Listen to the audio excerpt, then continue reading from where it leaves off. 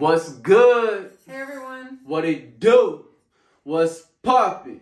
Her name is Ebony. His name is Eugene. And today's topic is the importance of growing individually as well as together. 3G, 3G, 3G. Yeah. I do what I do. I do what I do. You do it through me. 3G. Let's talk about it. Let's talk about it. So I know you guys always see videos of my husband and I. We're always doing things together. What are some of the things that we do together, babe? We like painting together. Painting. We like making music together. Music. We like working out together. Yes. Taking walks together. Playing cards together. Mm-hmm. As you can see, there's a lot of things we enjoy doing together. Yeah, we love it. We love doing things together. It's a powerful thing. Mm-hmm. Anytime you can find any activities that you and your spouse enjoy doing together. Definitely. Anytime you guys can spend together, being productive, having fun, having joy, creating peace is only going to benefit your relationship. So it's very important that you and your spouse find things that you enjoy doing together. Definitely. And at the same time, it's also good to maintain your individuality as well. Yes. Like there are certain things that my wife enjoy doing that I don't enjoy doing. Mm-hmm. And there's things that I enjoy doing that she doesn't enjoy doing. And that's okay. And it's more than okay. And of course, at times, I may join her doing something that I really don't enjoy doing just to do it with her and vice versa. But it's still okay to have those things that you just do on your own. Yes. That you do in your own time.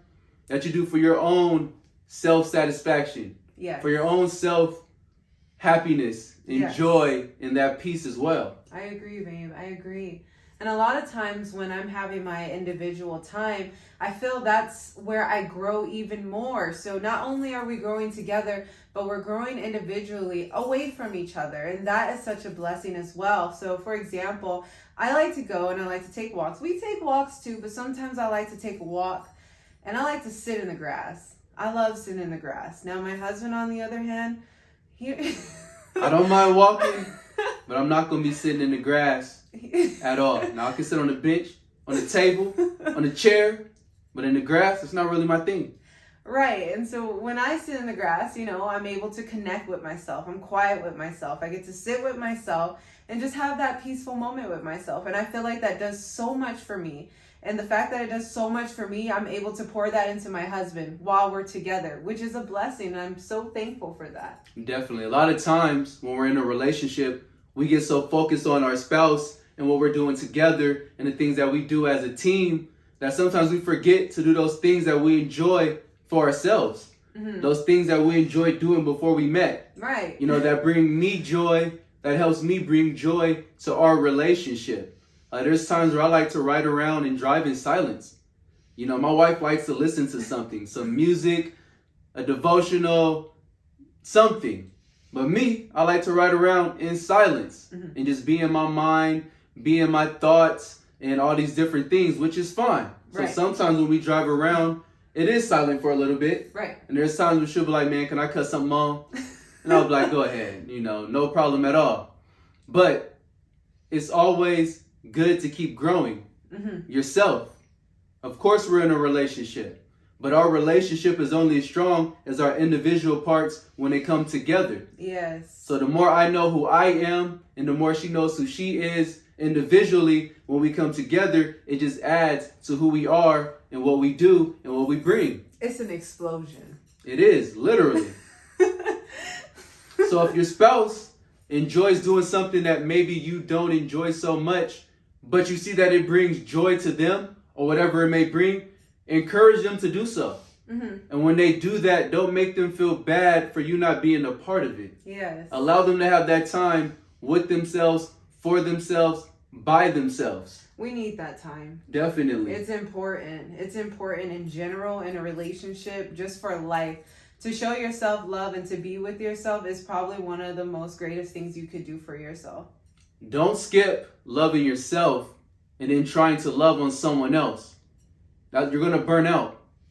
So true. You must first love oneself Yep. so you can give that love to someone else. And then that way you're not expecting certain things from your spouse.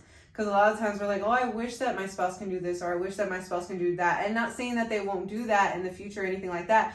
But when you're giving it to yourself, then you don't need it anymore because you're giving it to yourself. And then when your spouse does it, you're like, oh, wow, thank you. You know, like you weren't even expecting it because you're already giving it to yourself and you're already fulfilled in that area. That's very powerful. Very powerful. So it's a balance. Mm-hmm. You shouldn't put yourself over your relationship. You shouldn't put your relationship over yourself. You got to find a way to make time for both. Got to make time for yourself, your individuality, to have that individual time. And you got to make that time as a collective for us to come together, spend that time together, do activities together, just spend time together, love on one another. Love on one another. Love on one another. And love on yourself. Yes. They're both important. Both. It's hard for a relationship to last without both. That's so true. So, with that being said, we're not going to make it longer than it needs to be. No, that's not. If you feeling the vibe, like and subscribe. And if you ain't, just leave us a thumbs up. Leave us 2 thumbs up, 3 thumbs up. that'll work. And we out.